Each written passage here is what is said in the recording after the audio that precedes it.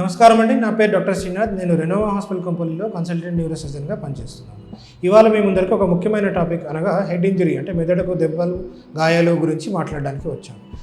సర్వసాధారణంగా మనం గమనించేది అంటే ప్రతి యాక్సిడెంట్లో కానీ మన ఒంటికి గాయాలు తగలడం చూస్తుంటాము. ఈ అన్ని అవయవాల్లో కంటే ముఖ్యమైనది తల అంటే బ్రెయిన్గా గుర్తించాల్సి ఉంటుంది. ఈ బ్రెయిన్కి ఒకటే కాకుండా న్యూరోసర్జన్ చూసే పరిధిలో స్పైనల్ కార్డ్ కూడా దెబ్బల గురించి మాట్లాడాల్సి ఉంటుంది. ఈ హెడ్ ఇంజరీకి వచ్చినప్పుడు అయితే సాధారణంగా 90% మందికి మెదడు అనేది స్కాన్లో కానీ ఎంఆర్ఐలో కానీ మనకు దెబ్బలు కనిపించకుండా కూడా చిన్న చిన్న దెబ్బలు ఉండడం వల్ల కన్కషన్ అంటాము. ఈ కన్కషన్లో మనకు మామూలుగా స్పృహ తప్పిపోవడము, సాధారణంగా కొన్ని నిమిషాల స్పృహ లేకపోవడము, మళ్ళీ కోలుకోవడము, గుర్తుండకపోవడము, చిన్న చిన్న విషయాలు మర్చిపోవడము, ఇవన్నీ మనం కన్కషన్ అని చెప్పుకుంటాం.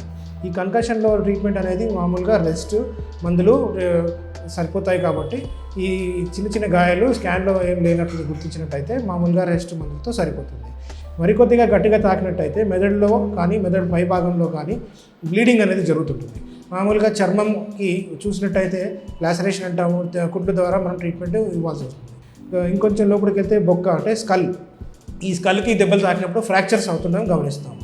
ఈ స్కల్కి ఫ్రాక్చర్లో 2 రకాలు ఉంటాయండి. మామూలుగా అయితే లీనియర్ ఫ్రాక్చర్స్ అంటాం, అంటే ఒక గీతలాగా వచ్చే ఫ్రాక్చర్స్ని మనం లీనియర్ ఫ్రాక్చర్స్ అంటాము. ఇలాంటి ఫ్రాక్చర్స్ని మనము సాధారణంగా ట్రీట్మెంట్ గురించి పెద్దగా ఏం చేయాల్సిన అవసరం ఉండదు, అవి తనంతట తామే అతుక్కుపోతుంటాయి.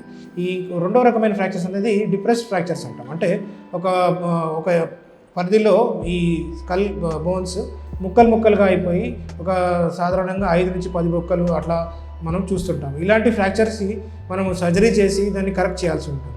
ఈ డిప్రెస్ ఫ్రాక్చర్ని మనము చిన్న చిన్న ముక్కలన్నీ తీసివేసి దాని ప్లేస్లో బోన్ సిమెంట్ అనే పదార్థంతో దాని గ్యాప్ని ఫిల్ చేయడం కానీ, లేకపోతే కృత్రిమ ఎక్విప్మెంట్ అంటే మనం టైటానియం మెష్ ద్వారా కానీ ఈ గ్యాప్ని మనం ఫిల్ చేసి దానికి సరైన సర్ఫేస్ అనేది అనాటమీ అనేది మనం రిస్టోర్ చేయడానికి కుదురుతుంది.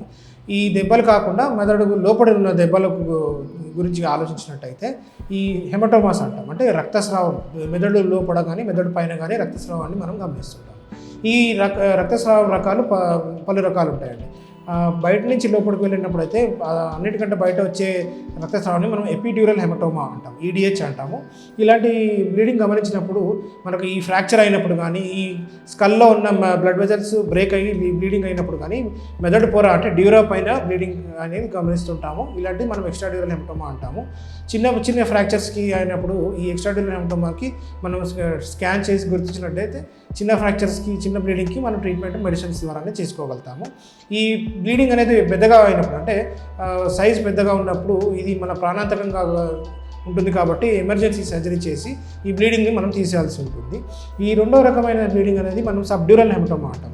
ఈ అన్నిటికంటే ప్రమాదకరమైన బ్లీడింగ్ అనేది మనం సబ్డ్యూరల్ హెమటోమాగా గుర్తించాల్సి వస్తుంది.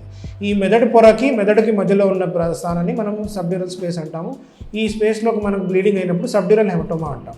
ఈ సబ్డ్యూరల్ హెమటోమా అనేది చాలా ప్రాణాంతకరమైనది కాబట్టి ఎమర్జెన్సీ సర్జరీ చేసి ఒకవేళ అవసరమైతే ఇమీడియట్గా మనం తీసేయాల్సి ఉంటుంది. లేదంటే ఈ సబ్డ్యూరల్ హెమటోమా ఎఫెక్ట్ వల్ల మెదడు మీద ప్రెషర్ ఎక్కువ అవడం వల్ల ప్రాణాంతకంగా మారే అవకాశం ఉంటుంది.